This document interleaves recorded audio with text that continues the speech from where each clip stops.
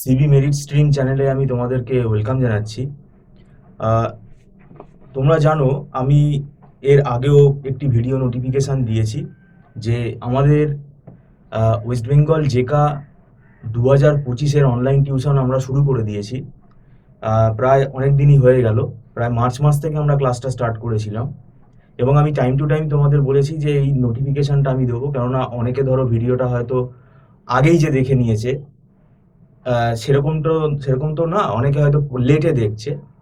তো আমাদের যেটা নিয়ম আছে ইনস্টিটিউটের, সেটা হচ্ছে যে আমরা কোনো নতুন ব্যাচ আলাদা করে স্টার্ট করি না, এটা আমাদের রুলস।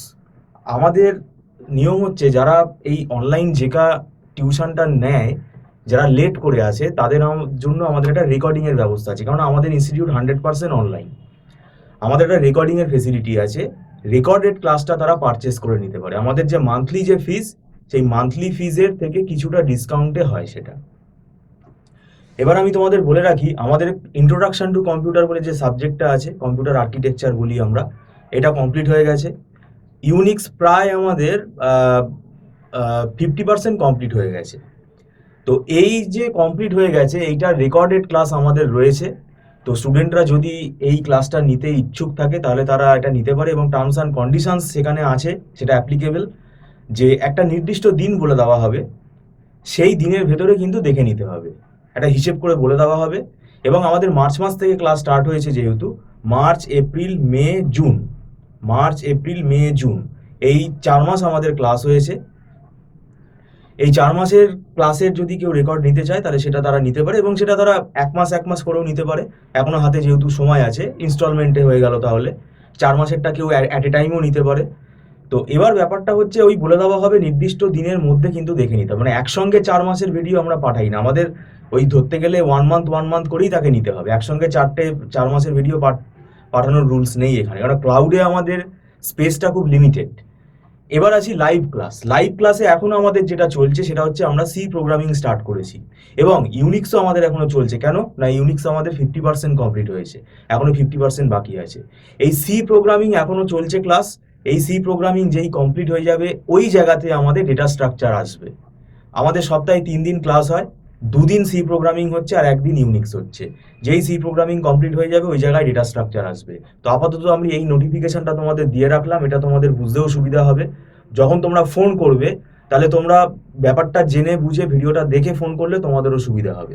আর আমাদের এখানে কোনো লামসাম টাকা চার্জ করা হয় না, পুরোটাই মান্থলি ফিস সিস্টেমে হয়। এবং অ্যাডমিশনের সময় তাকে 1 মান্থ যে ফিস, সেইটা তাকে অ্যাডভান্স পেমেন্ট করে অ্যাডমিশন নিতে হয়, আর সেটা নট রিফান্ডেবল।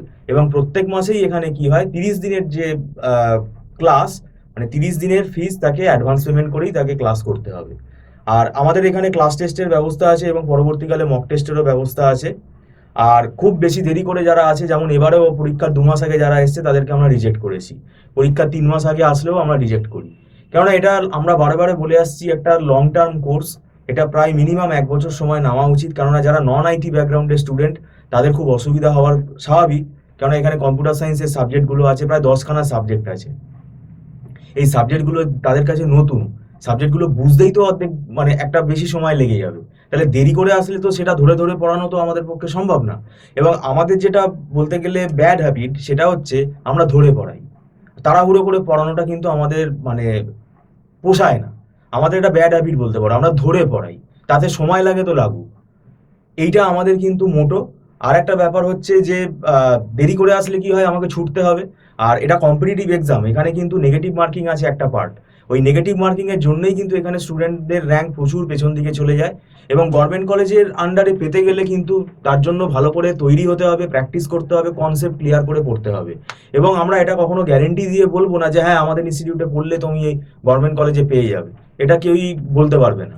তো যাই হোক, আমরা যেটা চেষ্টা করছি যে আগে থেকে পড়লে আমরা যে ধরে পড়াই এবং কনসেপ্ট ক্লিয়ার করে যে পড়াই, তাতে কিছুটা হলেও স্টুডেন্ট লাভবান হবে। এবং আমরা এটা বুঝতে পারবো যে কোন কোন জায়গাগুলোতে তার মানে ল্যাক রয়েছে, কোন কোন জায়গাগুলোতে তাকে অ্যাটেন্ড করলে তার নাম্বারটা ওখানে কারেক্ট হতে পারে। কারণ সব সাবজেক্টেই যে সে স্টুডেন্টটা ভালো হবে তার তো কোনো মানে, কেউ হয়তো দেখা যাচ্ছে নেটওয়ার্কিংয়ে ভালো।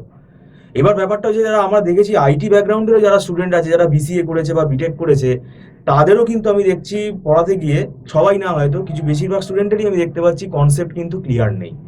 মানে পয়েন্টার সি প্রোগ্রামে আমি পয়েন্টারের কনসেপ্ট কিন্তু আমি দেখছি ক্লিয়ার নেই ভালো করে। তো সেই জায়গাগুলো কিন্তু এখানে রেকটিফাই করতে হবে, কেননা এভাবে পরীক্ষা দিলে কিন্তু, কারণ এটা কম্পিটিটিভ এক্সাম, এখানে কোথা থেকে প্রশ্ন আসবে এখানে কোনো কেউ হাত গুনে বলতে পারবে না, এখানে কোনো সাজেশন হয় না। তো যাই হোক, যেটা বলার বিষয়, আগে থেকে পড়া শুরু করলে তোমাদেরই লাভ হবে, কারণ তোমরা গ্র্যাজুয়েশনের পড়াটা কি হবে পাশাপাশি পড়ে যেতে পারবে, তার উপর চাপটা কম পড়বে। তো যাই হোক, ভিডিওটা সম্পূর্ণ দেখার জন্য আমি তোমাদেরকে ধন্যবাদ জানাচ্ছি। Thank you so much.